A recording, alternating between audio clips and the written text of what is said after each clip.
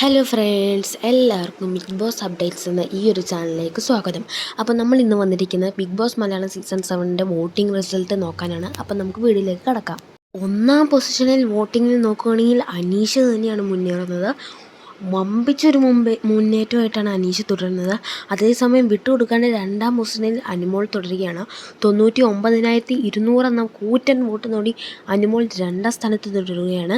അനുമോൾ അനീഷിനെ വെട്ടിക്കാൻ സാധിച്ചില്ലെങ്കിൽ രണ്ടാം സ്ഥാനത്ത് സേഫായിട്ടുണ്ട്. മൂന്നാം സ്ഥാനത്ത് ഷാനവാസിക്കാനെയാണ് കാണാൻ സാധിക്കുന്നത്. ഷാനവാസ് ഒരുപാട് ശ്രമിച്ചെങ്കിലും മൂന്നാം സ്ഥാനം ആയിപ്പോയി. എന്നാലും ഷാനവാസിക്ക സേഫ് തന്നെയാണ്. നാലാം സ്ഥാനത്ത് ആരാണെന്ന് നോക്കുകയാണെങ്കിൽ അത് ലക്ഷ്മി തന്നെയാണ്.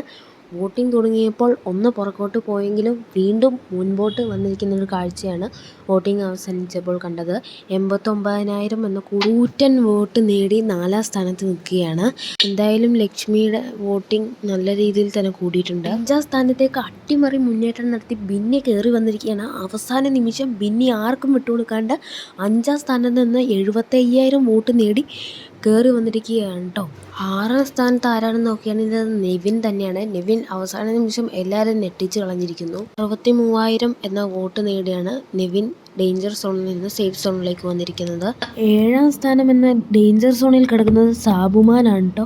40,000 എന്ന വോട്ട് നേടിയാണ് സാബുമാൻ ഏഴാം സ്ഥാനത്ത് നിൽക്കുന്നത്.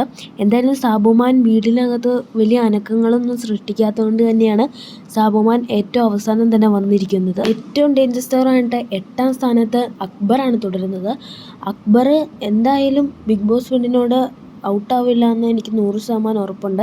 പക്ഷേ അൺഒഫീഷ്യൽ വോട്ട് പരിശോധിക്കുമ്പോൾ അക്ബറാണ് ഏറ്റവും അവസാന പൊസിഷനിൽ നിൽക്കുന്നത്.